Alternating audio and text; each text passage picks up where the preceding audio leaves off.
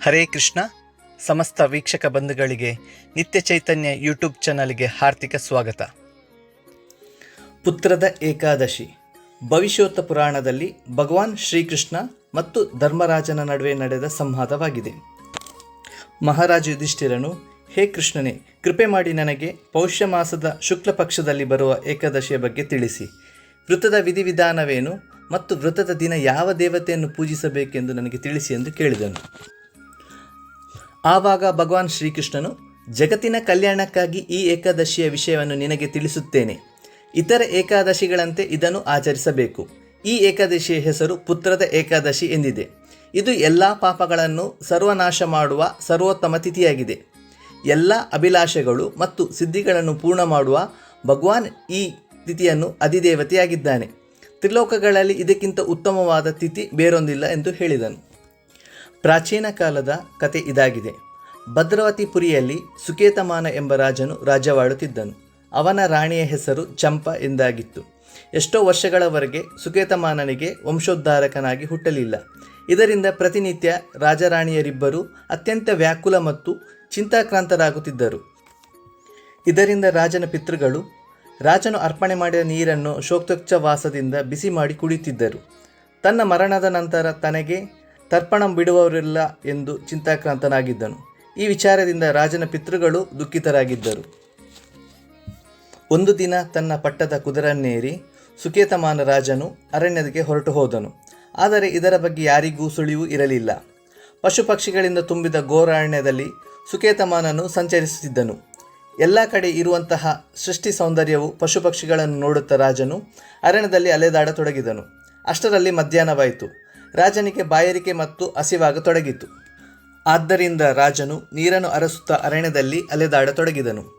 ಪೂರ್ವಜನ್ಮದ ಪುಣ್ಯದ ಫಲವಾಗಿ ಅವನಿಗೆ ಒಂದು ಸರೋವರ ಕಾಣಿಸಿತು. ಹತ್ತಿರದಲ್ಲಿಯೇ ಋಷಿಮುನಿಗಳು ಆಶ್ರಮವಿತ್ತು. ಅದೇ ವೇಳೆ ಅನೇಕ ಶುಭ ಶಕುನಗಳು ಸಂಭವಿಸತೊಡಗಿದವು. ರಾಜನ ಎಡಗೈ ಮತ್ತು ಎಡಕಣ್ಣುಗಳು ಹಾರಾಡತೊಡಗಿತು. ಇದರಿಂದ ಯಾವುದಾದರೊಂದು ಶುಭ ಪ್ರಸಂಗ ಘಟಿಸುತ್ತದೆ ಎಂದು ರಾಜನಿಗೆ ತಿಳಿಯತೊಡಗಿತು.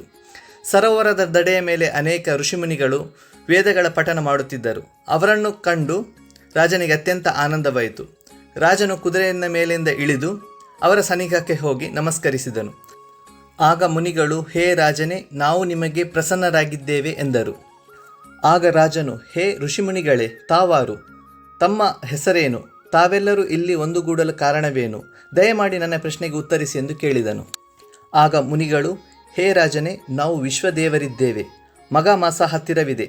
ಇಂದಿನಿಂದ 5 ದಿನಗಳವರೆಗೆ ಮಗ ಮಾಸದ ಆರಂಭವಾಗುತ್ತದೆ. ಇಂದು ಪುತ್ರದ ಏಕಾದಶಿ. ಯಾರು ಈ ಏಕಾದಶಿ ವೃತವನ್ನು ಆಚರಿಸುತ್ತಾರೋ ಅವರಿಗೆ ಪುತ್ರ ಪ್ರಾಪ್ತಿಯಾಗುತ್ತದೆ ಎಂದರು. ಆಗ ರಾಜನು, ವಿಶ್ವದೇವ ಗಣರೇ, ನೀವು ನನ್ನ ಮೇಲೆ ಪ್ರಸನ್ನರಾಗಿ ದಯಮಾಡಿ ನನಗೆ ಪುತ್ರ ಭಾಗ್ಯವನ್ನು ದಯಪಾಲಿಸಿ ಎಂದು ಪ್ರಾರ್ಥಿಸಿದನು.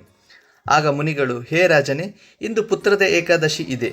ಈ ವೃತದ ಪಾಲನೆಯನ್ನು ನೀವು ಇಂದೇ ಮಾಡಿರಿ. ಮಹಾರಾಜನೇ, ಭಗವಂತನಾದ ಕೇಶವನ ಪ್ರಸಾದದಿಂದ ನಿಮಗೆ ನಿಶ್ಚಯವಾಗಿಯೂ ಪುತ್ರವು ಪ್ರಾಪ್ತಿಯಾಗುತ್ತದೆ ಎಂದರು. ಭಗವಂತನಾದ ಶ್ರೀಕೃಷ್ಣನು ಯುಧಿಷ್ಠಿರನಲ್ಲಿ ಈ ಪ್ರಕಾರ ಮುನಿಗಳು ಹೇಳಿದಂತೆ ರಾಜನು ಪುತ್ರದ ಏಕಾದಶಿಯ ಪಾಲನೆಯನ್ನು ಮಾಡಿದನು.